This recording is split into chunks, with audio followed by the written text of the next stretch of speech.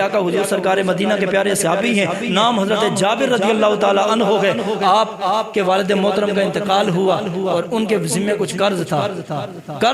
جب والد کا انتقال ہو گیا تو جتنے قرض کھاتے سارے کے سارے چلے آئے جناب جابر کے پاس، آ کر قرضے کا مطالبہ کرنے لگے، کہنے لگے قرضہ دے دو۔ اب انہوں نے مطالبہ کیا قرضے کا، جناب جابر نے کہا جی میرے پاس اتنے وسائل نہیں، اتنی گنجائش نہیں، حالات اتنے سازگار نہیں ہیں کہ میں سب کا قرضہ بیک وقت ادا کر سکوں، ہاں تھوڑا تھوڑا کر کے یا ٹائم کے اوپر میں ادا کر سکتا ہوں، قسط در قسط میں ادا کر سکتا ہوں، فی الفور سب کا قرضہ میں پورا نہیں دے سکتا۔ انہوں نے کہا نہیں جابر، ہم نے قرضہ بھی لینا ہے اور قرضہ بھی پورا اور ابھی کے ابھی لینا ہے، تاخیر بھی نہیں، مہلت بھی نہیں اور قسطوں والا سلسلہ بھی نہیں ہوگا، فی الفور لیں گے۔ اب جناب جابر پریشان ہو گئے، بھئی قرضہ سب کو دینا اور پورا دینا ہے، اب کیا کیا جائے؟ اب جب پریشانی ہوئی نا، اب مشکل درپیش آئی، جناب جابر سیدھا چلے مصطفیٰ کریم کی بارگاہ میں۔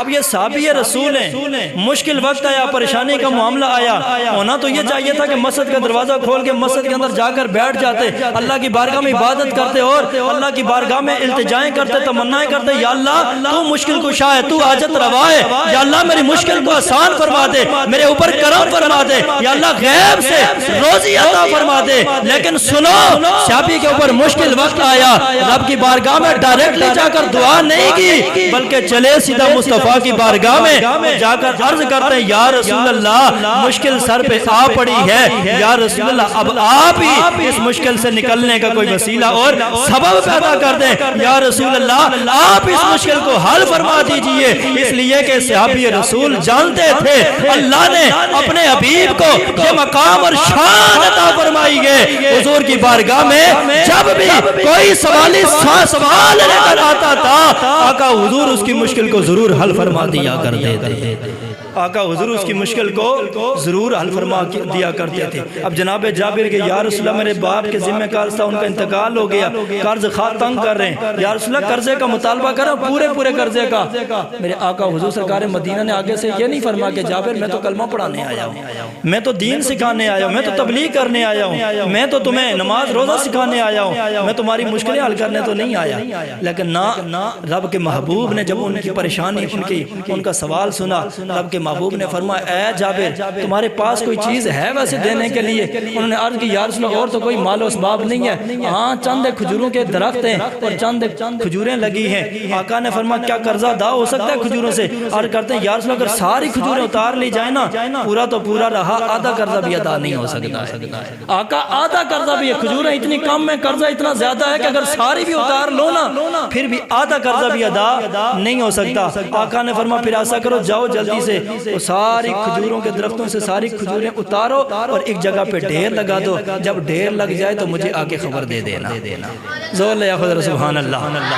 میرے آقا حضور سرکار مدینہ نے فرمایا میرے صحابی جاؤ ساری کھجوریں اتار کے ایک جگہ پہ ڈھیری لگا دو، جب ڈھیر لگ جائے مجھے آگے خبر دے دینا۔ جناب جابر جلدی سے کہ جا کر ساری کھجوریں اتار کے ایک جگہ پہ ڈھیر لگا دیا، بارگاہ مصطفیٰ میں حاضر ہو گئے، عرض کرتے ہیں اے والضحیٰ کے مکھڑے والیا، اے واللیل کے زلفوں والیا، اے رب کے سونے حبیب ساری کھجوریں اتر گئی ہیں، ڈھیر لگ جائے۔ میرے آقا نے فرمایا صدیق اٹھو، اے عمر اٹھو، میرے آقا نے فرمایا صدیق میرے ساتھ چلو، اے عمر میرے ساتھ چلو۔ میرے آقا نے دونوں یاروں کو لیا، جناب جابر کے ساتھ ساتھ میرے آقا بھی، صدیق اکبر بھی، فاروق اعظم بھی چلنا شروع ہو گئے۔ چلتے چلتے جناب جابر کا باغ آ گیا، باغ میں کھجوروں کا ڈھیر لگا ہوا ہے۔ جناب جابر فرماتے ہیں میرے آقا حضور سرکار مدینہ صلی اللہ علیہ وسلم ان کھجوروں کے ڈھیر کے پاس بیٹھ گئے۔ آقا حضور سرکار مدینہ نے کیا کیا؟ جناب جابر فرماتے ہیں فدا بالبرکت، میرے آقا نے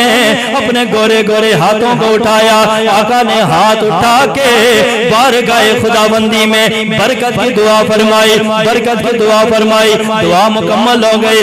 آقا نے فرمایا اے جابر اب ایسا کرو جتنے بھی قرض خائیں سب کو بلا لو، سب کو بلا لو، جس جس کا جتنا قرض آئے اس کو اسی قرضے کے مقدار میں قرضے کے مطابق یہ کھجوریں دیتے چلے جاؤ۔ آقا حضور یہ کہہ کے وہاں سے روانہ ہو گے؟ جناب جابر فرماتے ہیں دیر وہی ہے، کھجوریں وہی ہیں۔ جناب جابر فرماتے ہیں میں نے سارے قرض خواہوں کو بلایا اور جس کا جتنا قرضہ تھا اسی کے مطابق میں نے کھجوریں ان کے حوالے کی ہیں۔ جابر فرماتے ہیں لوگوں رب کعبہ کی قسم ہے اور جتنے قرض کھاتے میں نے سب کو بلا کے سب کا قرضہ لٹا دیا، لیکن جب کھجوروں کی جانب دیکھا کھجوریں ختم نہیں ہوئی، کھجوریں پھر بھی باقی پڑی تھی۔